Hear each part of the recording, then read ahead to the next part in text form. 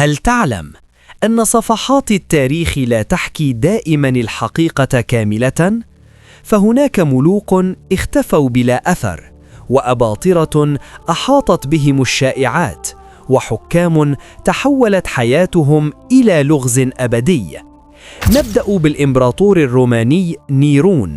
هل كان حقاً سبب حريق روما العظيم؟ أم أن الاتهام صاغته السياسة؟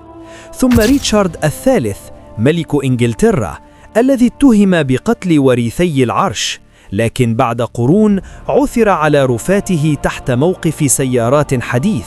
وفي الصين الإمبراطور تشين شي هوانغ حاكم بحث عن الخلود، فبنى جيشا من الطين ليحرس قبره إلى الأبد. ويبقى السؤال المرعب: كم من حاكم نقرأ اسمه في الكتب لكن الحقيقة ما زالت مختبئة في الظلال؟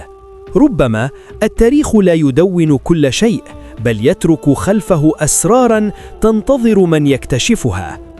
أي حاكم غامض نبدأ به في الحلقة القادمة؟